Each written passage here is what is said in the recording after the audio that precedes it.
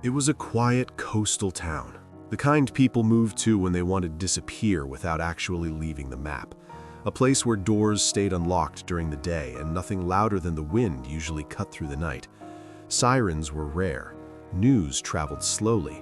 Most mornings looked exactly like the one before. Late autumn had arrived with its familiar creeping cold, the kind that insinuates itself into the bones before winter fully sets in. Days were short, sunlight pale and fragile, as if it had been invited to stay but had declined the offer. The townspeople adjusted accordingly, eating earlier dinners, bundling themselves in heavier coats, spending longer hours indoors, trying to hold warmth against the encroaching chill. And yet, on one particular morning, amid the familiar gray of fog and muted sunlight, something unusual began to stir, subtle, almost imperceptible, yet significant enough to unsettle the fragile sense of normalcy that had held the town in its quiet embrace. The house in question sat at the very end of a narrow road that led to nothing beyond its curve. On one side stretched dark, endless water that glimmered faintly in the dim light, and on the other, a sparse cluster of wind-blown trees formed a weak barrier against the biting gusts. It wasn't abandoned, it wasn't even neglected. It was isolated, carefully so, as if deliberately placed at the edge of the map to be noticed only by those who approached it deliberately. And on that morning, nothing about the house seemed out of place, until a neighbor noticed the lights. They were on, all of them, upstairs and downstairs, still glowing faintly in the gray morning light, long after the sun had fully risen. At first, the neighbor thought little of it. Perhaps the occupant had worked late. Perhaps they had fallen asleep without turning them off. But hours passed, and the lights remained, unwavering, unblinking. There was no sound from inside, no movement, no hint of life. By mid-morning, the uneasy feeling settled in the neighbor's chest, a subtle, gnawing sensation that something was not right. They knocked on the door. Silence. No response. By noon, police were called, not for a crime, but for a welfare check. Officers arrived expecting a routine inspection, maybe an elderly resident needing assistance, or someone who had simply lost track of time. But what they walked into was far from ordinary. The occupant of the house was a person in their mid-30s, living alone, private, quiet. They had returned to the town after years away, though no one was entirely sure where or why. There were no welcome home gatherings, no public explanations, just the quiet reappearance of a familiar face in a place that had changed very little while they were gone. Their life, at first glance, offered no hint of danger, no criminal record, no enemies, financial records clean, employment steady and unremarkable, done remotely, mostly invisible to the world outside their home. Neighbors described them as polite, reserved, and forgettable. They waved when greeted, kept conversations brief, and otherwise remained tucked into their own private rhythm. If they had worries, no one noticed. If they had secrets, they were tightly locked away, invisible in the ordinary cadence of life. Inside the house, officers initially found nothing alarming. The furniture was untouched, drawers closed, glass unbroken. The kitchen looked abandoned mid-routine. A half-finished mug sat on the counter, its contents long cold. A plate remained in the sink. The front door was locked, yet a pair of shoes sat neatly beside it, side by side, not kicked off, not scattered. The absence of chaos was itself unsettling. There was no camera footage, no evidence of visitors, no noises recalled by neighbors. The house, in all its quiet, appeared almost ceremonial in its order. The body was discovered upstairs, not in the main bedroom, but in a small, seldom-used room at the back of the house, the kind of room meant for storage or guests who never came. Its door was closed and locked. Police attempted entry, it wouldn't budge. They forced it open, and what they found inside stunned even the most seasoned officers. The room was quiet, still, sterile. The victim lay on the floor, not collapsed, not sprawled in a moment of panic or struggle, but positioned with deliberate precision, arms straight, legs aligned, body centered perfectly. There was no blood spatter, no overturned furniture, no signs of a struggle, no weapon, no immediate cause for death visible to the naked eye.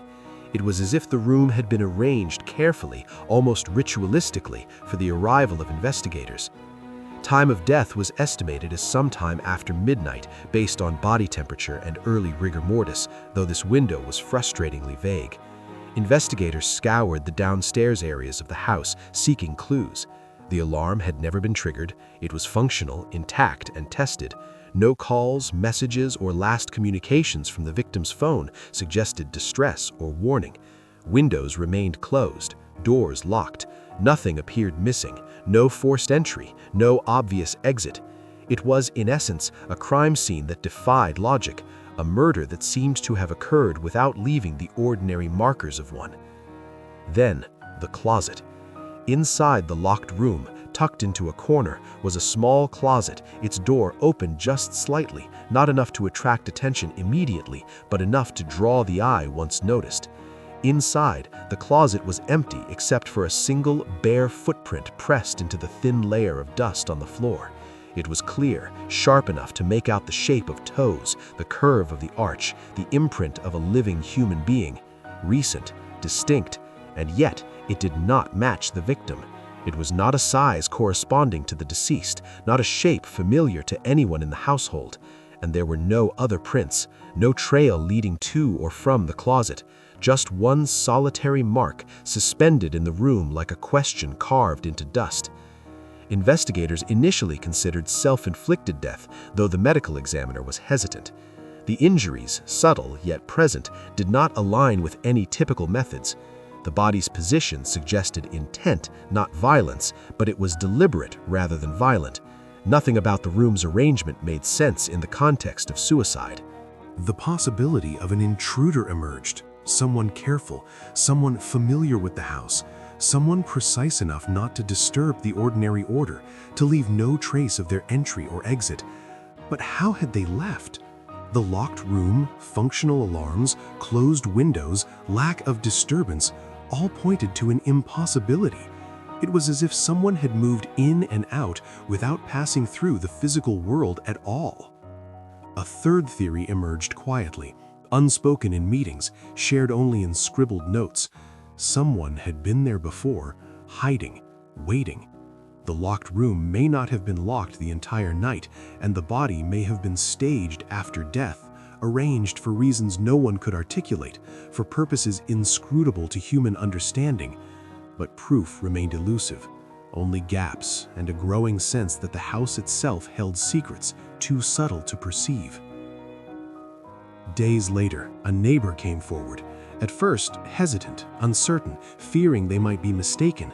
But they had heard movement upstairs that night, slow, measured footsteps, pacing back and forth, deliberate, unhurried. The sounds continued long after the estimated time of death. It was impossible, yet their memory of it was vivid, echoing with a rhythm that no one could account for. Someone had walked upstairs when no one should have been alive. The case remains open. No arrests, no suspects, no definitive answers. A locked room, a solitary footprint, movement after death. Investigators are left with the impossible, confronted with questions that may have no answers. What occurred that night in the isolated house on the edge of the coast? And perhaps most chillingly of all, who was still walking upstairs when no one else could have been there at all? The town returned to its quiet routines, but the house, the footprint, and the locked room linger in the collective imagination, a persistent shadow across the fog-shrouded streets.